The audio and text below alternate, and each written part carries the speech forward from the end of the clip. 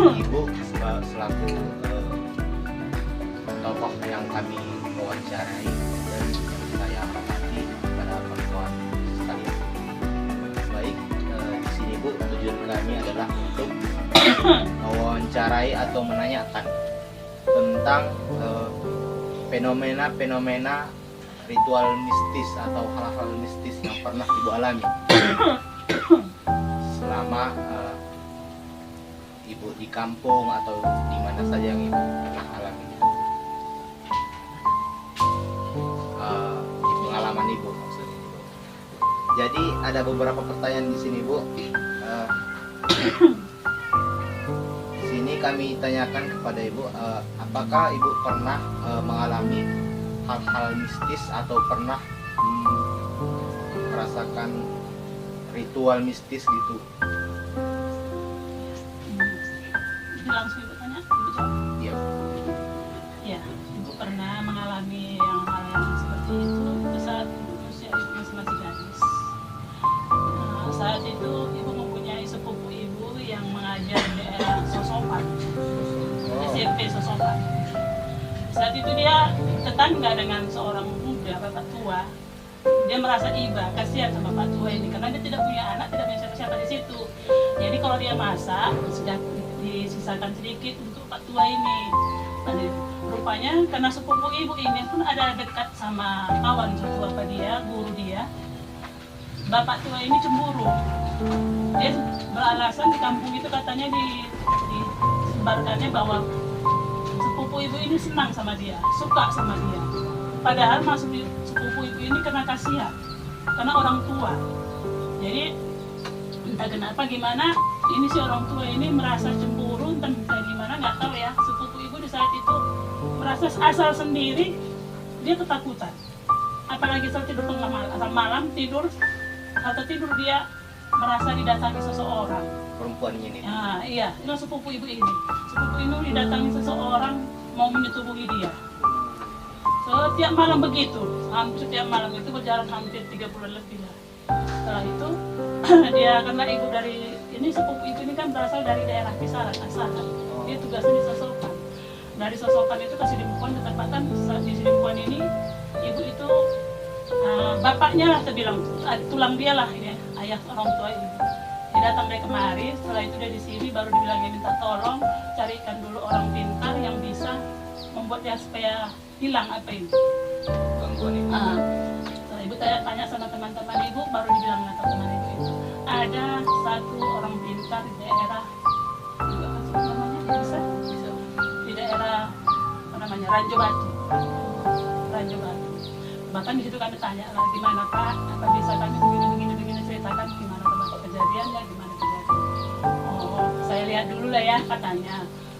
Dalam beberapa hari ini mungkin dalam 6 atau 7 hari seminggu ini katanya kamu jangan bolak balik ke Sosokan dulu. Di Sidimpuan dulu tetap. Saya pantau dulu yang kamu bilang katanya. Saya akan dulu.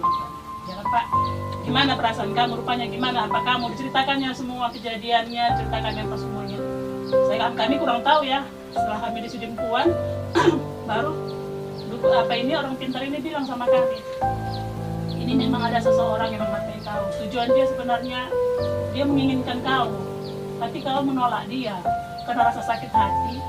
Dia membuat kau itu supaya selalu ingat dia katanya. Suka sama dia. Ujung-ujungnya setiap malam katanya pernah setelah dia seminggu kami di sini dipantau bapak itu sudah tahu si orang pintar ini sudah mengetahui semua kayak mana kejadiannya. Kami balik ke Sosokan barangkali sepupu ibu ini balik ke Sosokan. Sampai di Sosokan dia ngajar. Dia pun tidak suka apa gimana bilangnya, masa resah juga, gelisah juga. Hampir setiap malam juga gitu, dia tidak tahan. Izin sama kepala sekolahnya, dia berangkat balik lagi ke Padang Sidimpuan, jumpa itu apa itu orang pintar itu. Baru dong orang pintar gini. Ini ketepatan malam itu waktu datang sepupu ibu itu dia libur hari Sabtu, Minggu, Senin. Seninnya kami ke tempat orang pintar ini, bilang orang pintar ini setiap malam nanti tolong ibu sepupunya dia yang mengalami jangan tidur dulu, kau lihat dulu saudaramu kata. Ibu lihat memang itu jam-jam kira-kira jam-jam 1 malam, jam-jam 12 malam lah. Itu dengar suara sepupu ibu ini gelisah dia Jadi ibu terbangun teringat yang dibilang orang pintar itu jangan tidur. Ibu pantau lah dia. Memang di situ ibu tengok dia gelisah, segelisah-gelisahnya, berkeringat semua badannya. Ibu nggak tega, ibu bangunkan. Itu berselang hampir seminggu tuh, begitu ceritanya. Baru dibilang begitu. Iya, saya di sini lagi mengatakan dia. Kamu mau melihat dia, siapa dia yang mengapalkan kamu, katanya. Karena saat dia asal didatangin itu dia tidak tahu wujudnya. Nggak menampakkan wujud dia, cuma dia, nah, coba kamu nanti satu saat malam, pas tepatan malam Jumat jam 12 malam, kamu tidur jam 10 katanya. Suruh dia tidur tepat jam 12 malam nanti, nah baru bisa nanti kau lihat siapa dia. Sepupu ini saat itu memang tidurlah dia malam Jumat, tidurlah dia jam 10 malam. Tepat jam 12, jam tengah 12 memang saya pakai jam beker, dulu jam beker ya, bunyi gitu lah. Bangun saya lihat. Padahal sepupu ini masih tidur. Memang kira-kira jam 12 kurang lah, jam 12 kurang itu dia sepupu gelisah seperti yang biasa lah, gelisah dia. Jadi dibilang dukun itu, coba jangan kau tidur dulu, kau pantau terus sampai selesai dia, sampai dia sadar katanya. Setelah dapat ibu lihat terus hampir setengah jam lebih lah sepupu gelisah gitu, supaya sentak dia terbangun. Jadi saya tanya sama sepupu ibu, gimana kak? Gimana perubahannya? Ada, nampakku katanya. Kayak mana? Dia berwujud babi. Berwujud babi dia katanya, lama-lama berubah muka itu jadi Pak Tua itu. Yang nampak Sama jelas, dia. Iya. mukanya, Bu. Nampak jelas mukanya katanya berubah, lama-lama babi itu berubah menjadi wujud Bapak Tua itu. Nah, jadi di situ saat dibilang sepupu ibu itu, gimana kak? Ibu bilang, ya, kita apakan katanya, iya kita jumpai lah besok, apanya itu katanya. Baru dia datang, kembalilah kami setelah Jumat jam 9 pagi berangkat kami ke Rimba Shopping. Sampai di sana kami tanya gimana, kata Rimbas apa dukunnya gimana, ketemu, udah tahu siapa. Jadi gimana katanya, kata sepupu ibu, hilangkan ini semua, jangan dikembalikan sama dia.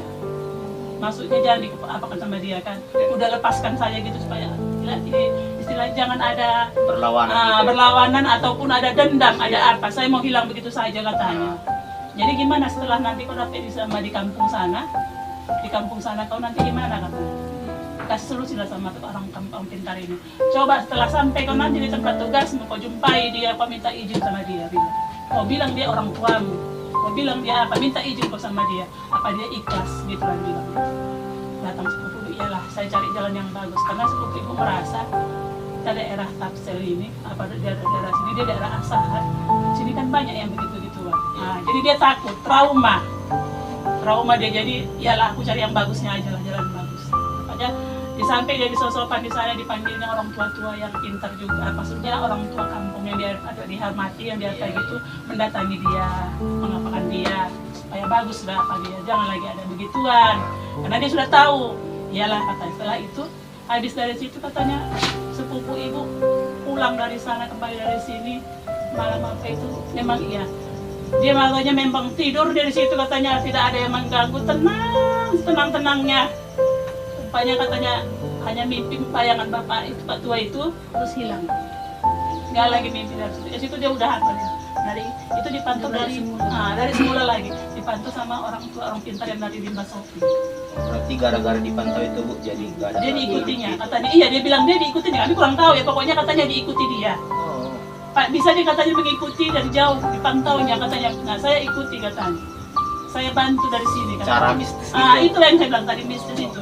Gaib. Tapi kita nggak tahu bagaimana.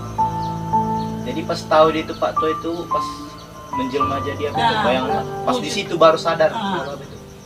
Di sini bilang baru sadar dia pun dia apakan dinasihati kan, diberikan apa arahan, diberikan apa, baru sadar Pak Tua itu pun dia mungkin dia di sana pun juga, mungkin kan ada yang pakai apa ya, di sana pun mungkin lepaskannya juga kayak itu.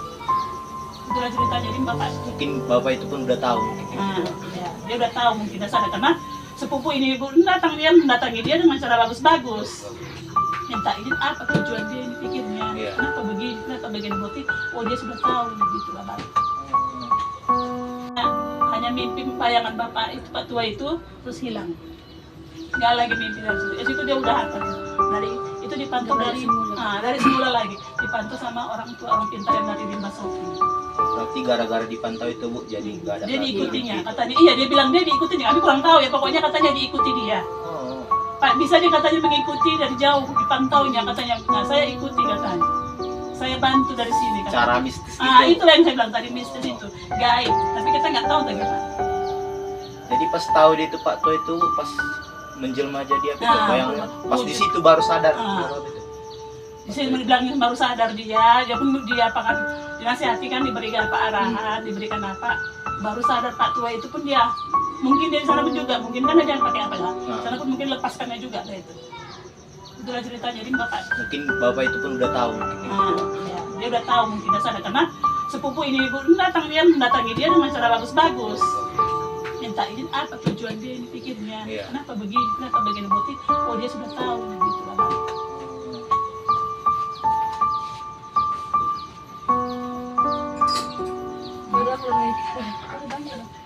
Iya udah bisa. Berarti Bu kondisi sepupu ibu itu sekarang udah gimana? Alhamdulillah. Setelah kejadian itu dia nggak pernah kakak saya. Dia sudah tugas di Kisaran, kembali di kampung Kisaran. Tidak ada kejadian apa-apa lagi. Tapi nggak balik ke Sosokan lagi Bu? Enggak. Dia udah nggak terus pindah tugas langsung apa dia sosok dari SMP Sosokan pindah ke SMP Asahan. Berarti ujung-ujungnya jadinya udah aman-amannya aja, nggak ada lagi masalah. Aman-aman aja sampai saat ini, memang aman-aman aja. Nggak ada lagi masalah yang begitu lagi sama dia.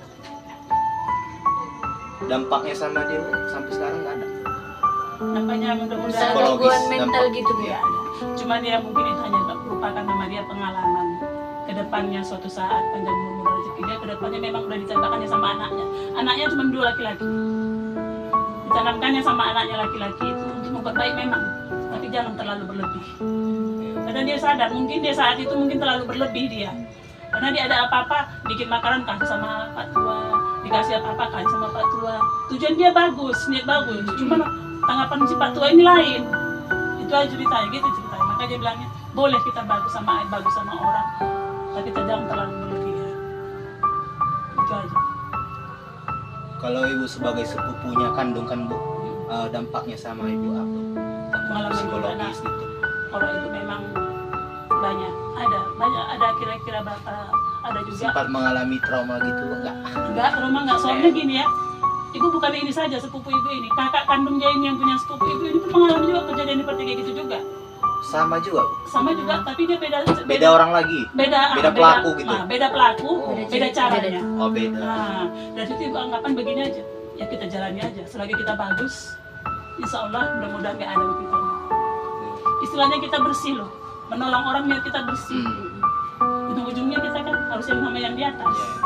Kalau kita bersih hati kita, apa kita mudah-mudahan gak ada yang kena gitu.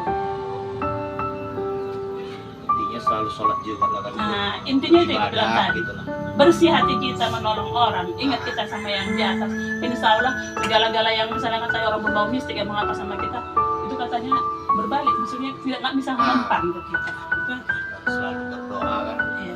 Nah, alat utama umat Islam itu kan berdoa Bu. Itu doa kita dijawab sama Allah Subhanahu wa taala. Amin. Ya mungkin cukup sih gitu aja lah Bu. Mungkin pengalaman cerita Ibu sama kami kan. Udah berbagi-bagi cerita tentang hal-hal mistis. Jadi terima kasih lah kami ucapkan sekali lagi sama Ibu. Sama-sama. Kami akhiri saja Bu dengan salam. Kami pamit. Wassalamualaikum warahmatullahi wabarakatuh. Waalaikumsalam warahmatullahi wabarakatuh.